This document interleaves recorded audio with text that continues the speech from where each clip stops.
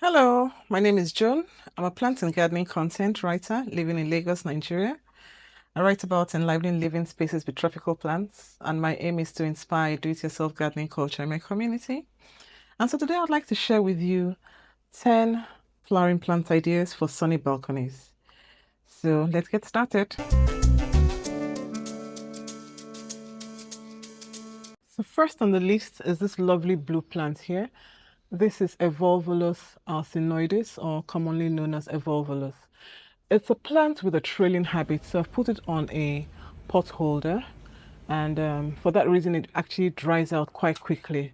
So it needs to be watered every day, but it's very rewarding because it brings out this lovely blue flowers every day. And uh, so one flower, the flowers come out in the mornings and then they die back by afternoon, and then the following day another flower comes out. So as long as I remember to water it, it flowers and rewards me every day. And next on the list here is the Crown of Thorns, Euphorbia millii. This is a red, and that's a combination of coral. And here I have a yellow. This is also always flowering, very rewarding. I must explain to you the context of this balcony. This is an east-facing balcony. I'm filming about 9 o'clock this in the morning, and the sun isn't high up yet. I'll just show you where the sun is. That's the sun just coming up behind the clouds. And yeah, so it gets really, really hot when the sun is out, but the plants enjoy this direct sunlight. So, flowering plants love, most flowering plants love direct sunlight. So that's just the ideal thing for this balcony. The Crown of Thorns is an easy plant to grow. It can tolerate dry conditions, so but water often to keep it hydrated and then keep it flowering as well. The Evolvulus is also an easy plant to grow, and it grows quite easily from cuttings. You can just take a cutting right anywhere and then pot it in some soil, keep it moist, and it will bring out a new plant. Next to the Crown of Thorns wrapping itself around the balcony railings and everything around is the Cypress Vine. Let me just show you a pretty flower. Lovely, pretty flowers. Yeah, the Cypress Vine has lovely, interesting leaves as well. This is the foliage of the Cypress Vine. So it's an easy plant to grow as well. These are the buds. These buds haven't opened. It seeds itself. I planted it just once and it keeps seeding itself every year. So it flowers, the flowers die back, the plant dies back, but new seeds, the seeds fall into the soil and propagate itself for the following year. So it's going to flower not throughout the year, but for most of the year. And yeah, so it just wraps itself around, and it's a lovely plant to have on the balcony. Next to them is this lovely pink Mexican Petunia, or Ruella simplex. This is another very easy plant to grow. It just seeds itself. It's always flowering. The flowers die off, but new ones come up every day. And it's really easy to grow. It's easy to propagate from stem cuttings.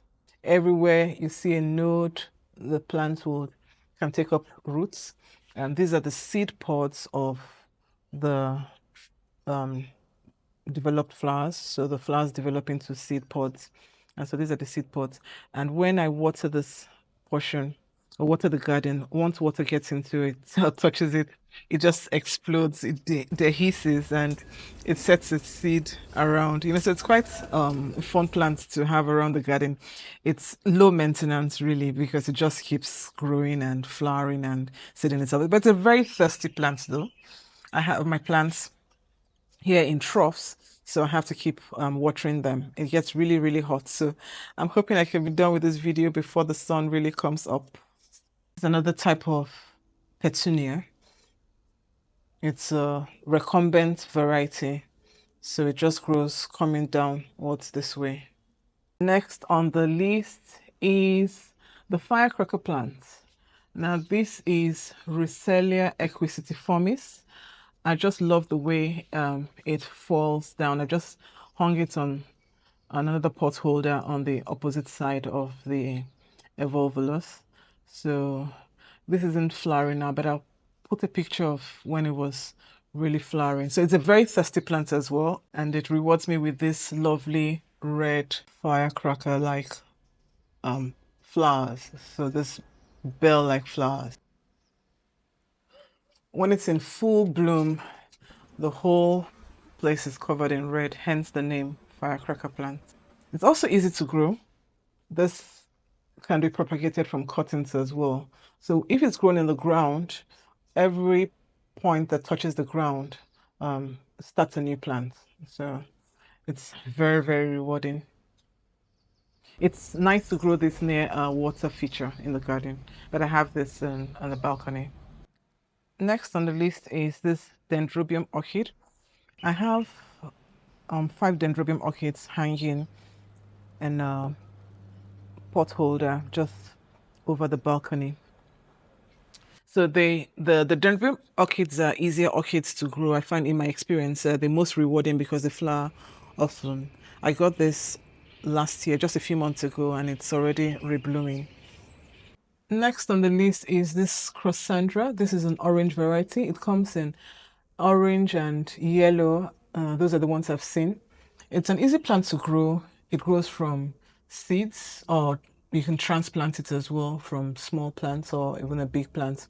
This is a seed pocket or capsule. No, it's not a capsule. This is, well, a seed developing. So when it's done, it will be all brown and the seeds will be in here. And so you can just get seeds and propagate. So anywhere you go and you see this lovely plant, you can politely ask for seeds and plant them, and you would have your Crossandra plant. So next on the list is desert roses, Adenium obesum.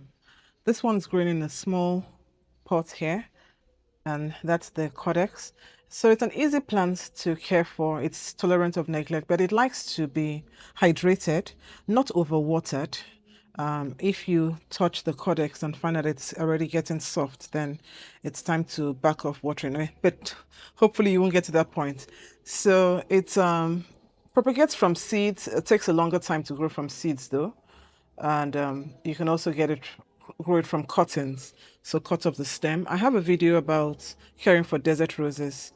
I'll link to that so you can watch that video and learn how to care for and propagate your desert roses. They're quite rewarding, flowering often, not continuous flowering. Flowers die off and come back again. So, but it's long-lasting flowers. Next on the list is the Portulaca oleracea. It's an easy plant to grow. It grows from cuttings. It loves well-drained soil. And I used to have this hanging on the balcony and hanging in the pot holder, but lizards found a way of getting to eat my flowers. It's been a struggle trying to grow these away from lizards. I understand these are also edible. I mean, human beings can eat them. I haven't tried. But if you have, please comment down below and let us know what it tastes like and if it's all varieties that can be eaten. And this has different colors. This is white. There's a yellow. I have a pink. I have a coral. And you also have the other type that's more, sort of double flowers, double petals. So this is easy to grow. Cuttings, keep it in well-drained soil, and it will bloom every day for you. Last but not least is Lantana camera. This is a recumbent variety. I have this growing outside, not on the balcony. I once had it on the balcony in a small container, but obviously it's a much bigger plant. I mean, you can see how it's spreading. So it's good for a hanging basket if you have the space. Just put it to overhang. Such a beautiful plant. It just needs a lot of water, needs to be hydrated often, and you would have it flowering for you. It comes in a variety of colors.